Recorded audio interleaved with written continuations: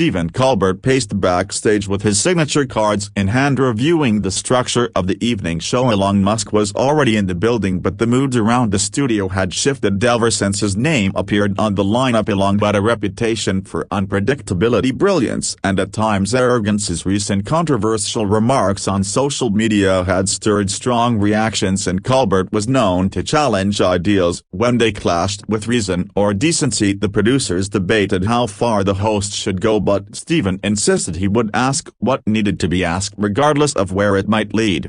Elon entered the studio dressed in black, his eyes alert, his demeanor calm but coiled. He smiled to the audience, shook a few hands, and waited near the curtain. His presence pulled attention like a magnet pulling nails. Stephen welcomed the crowd with charm, joked about the news, and teased the Musk interview with his usual blend of irony and wit. Then it was time for the segment. The music played and the crowd applauded as Elon walked onto the stage with that unmistakable mixture of genius and enigma. He sat in the guest chair, smiled at Stephen, and said, "Good evening." Stephen began by welcoming him and acknowledging his many achievements, from electric cars to rockets to underground tunnels. Elon nodded, thanked him, and added that his mind was always focused on what came next. Stephen joked that what came next might be another tweet that shook the stock market. The crowd laughed. Elon did not. His face stayed neutral. He said, "Freedom of speech is not always comfortable and progress is never polite." Stephen raised an eyebrow and said, "But with great influence comes great responsibility, right?" Elon replied with something like that, though who decides what responsibility means? The tone shifted quickly as Stephen brought up one of Elon's recent online comments, which had sparked backlash from scientists, activists, and communities affected by misinformation. Elon defended the comment, saying it was taken out of context and intended to provoke thought, not harm. Stephen pushed back, saying words matter, especially from someone whose reach spans millions. Elon responded sharply, saying that comedy once challenged power but now feared it. Stephen leaned forward and said, "Challenging power and defending recklessness are not the same." Elon said, "Maybe to you they are not, but to others the line is blurrier than you think." The audience was no longer laughing. Some clapped, others murmured. The atmosphere became dense with tension. Stephen moved to another topic, asking Elon about labor disputes at some of his factories. Elon answered flatly, saying people misunderstand how hard innovation is and that criticism often comes from those who build nothing. Stephen said building the future should not come at the cost of the present. Elon shot back, saying idealism without execution is just noise. The silence in the studio was loud. The back and forth continued, words sharper, eyes harder, jokes vanished, replaced by a strange unease.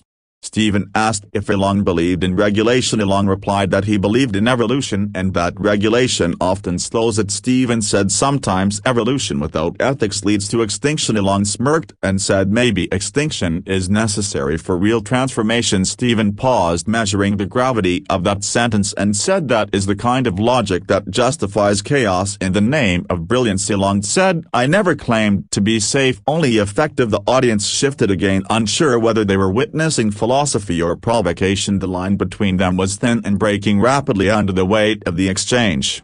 Then came the breaking point. Stephen referenced a recent statement from Elon that mocked climate concerns, calling them exaggerated. Elon replied that panic is a worse enemy than pollution. Stephen said denial dressed as intellect is still denial. Elon leaned forward and said, "What you call denial I call clarity." Stephen leaned forward too and said, "Clarity does not erase responsibility." Elon replied, "People hate the truth when it challenges comfort." Stephen said, "Truth without compassion is just a cold weapon." The moment froze. Both men staring at each other, not as host and guest but as combatants of idea and ego. The producer signaled a commercial break, but neither man flinched. Stephen took off his earpiece and said, "Elon, I respect your mind but not the way you use it." Elon said, "I respect your courage but not your illusions." Stephen stood and said, "Then we are done here." Elon smirked and said, "Finally a decision made without a poll." Stephen pointed toward the side of the stage and said, "You know where the door is." Elon stood calmly and said, "Progress walks alone sometimes," and walked off the stage as the audience watched, unsure whether to clap or question what they saw.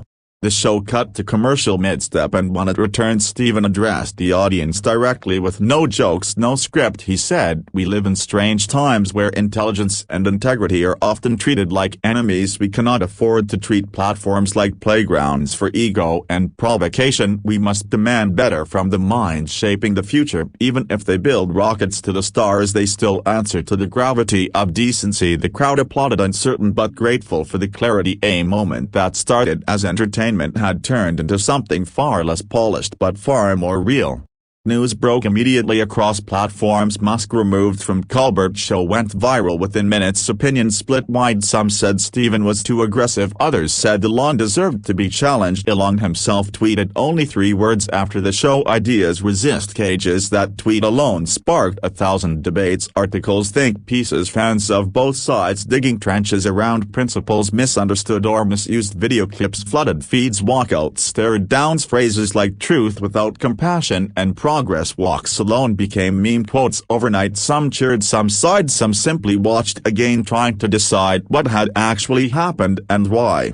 Elon team issued no statement, but insiders whispered he had expected a confrontation and had not been surprised. He reportedly told a colleague afterward it was bound to snap eventually. When asked if he would go on Colbert again, he reportedly said, "I only repeat experiments that teach me something new." Meanwhile, Steven did not shy away from the moment. The next night he opened the show by saying, "Sometimes the table breaks, and when it does you find out who is really standing." The audience cheered louder this time, not just for laughs but for principle and presence.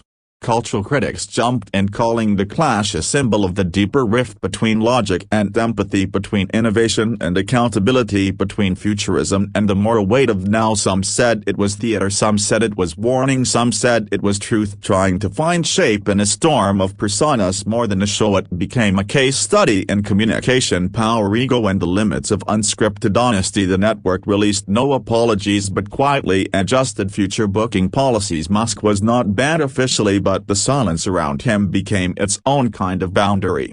Weeks later, Elon appeared on another talk show, but the tone was controlled, muted, filtered through legal and public relations buffers. There were no clashes, only compliments, no challenge, only curated praise. Fans noticed the edge was gone, the thrill was missing. Meanwhile, Steven continued his run, addressing topics with wit but also with more visible fire, as if the encounter had lit something he had been holding back. Interviews after that showed him calmer, sharper, more precise. His message was clear: entertainment should not kneel to intimidation, and intellect should not erase empathy in pursuit of vision. Years passed, but the footage never faded. It became part of cultural archives, discussed in journalism classes, studied in communications theory, dissected for tone, posture, silence, and word choice. The stare down became its own mythology. Colbert versus Musk, a moment where the veil dropped and truth, however messy, tried to speak without apology. New generations watched it not as fans but as analysts, trying to decode how brilliance and arrogance intersect, how media stages ideas, and how quickly those stages burn when the lights point the wrong way at the wrong time to the wrong guest.